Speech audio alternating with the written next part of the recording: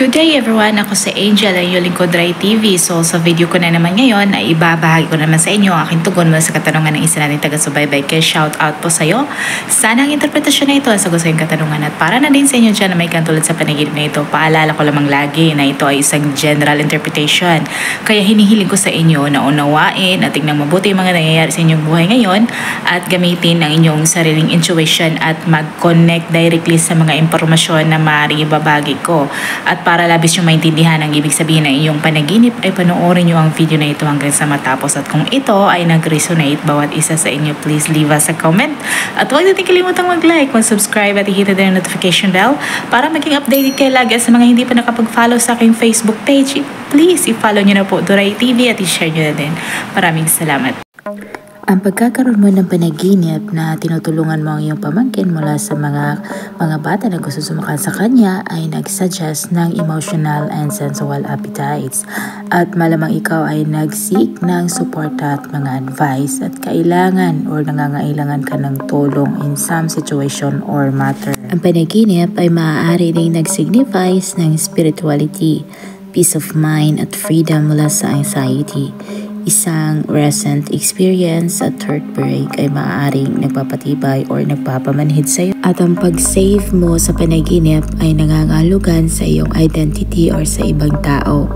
Merong past na mensahe na maaaring dapat mong tingnan.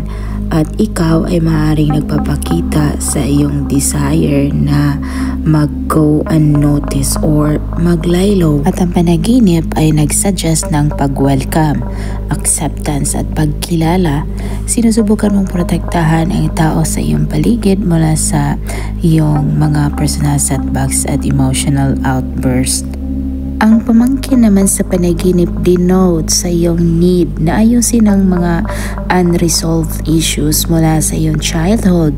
Kailangan mong i-manage ng mabuti ang iyong time at kailangan mong bumaba sa core of some matter. At ang panaginip na ito represents the situation sa iyong buhay kung saan you may be larger than you can handle at literally moving in a circles at hindi mo alam kung saan ka tutungo. At ang pagsakal naman sa panaginip na ito refers sa loss and sorrow.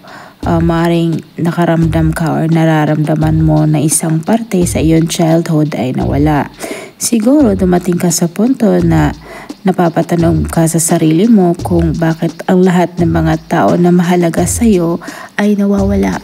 Ang panaginip ay ang iyong sense of self-worth. Kailangan mong pakawalan na ang iyong old attitudes. At ang panaginip na ito ay sign para sa iyong attitudes of courage. At ito din ay isang metaphor for longevity at immortality.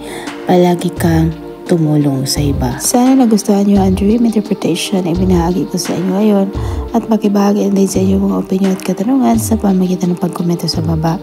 At kung ikaw bago pala sa aking channel, ay huwag kalimutang mag-like, mag-subscribe at i-hit na notification bell para maging updated kayo lagi sa mga hindi pa nakapag-follow sa aking Facebook page. I-follow nyo na po Rai TV at i-share nyo na din.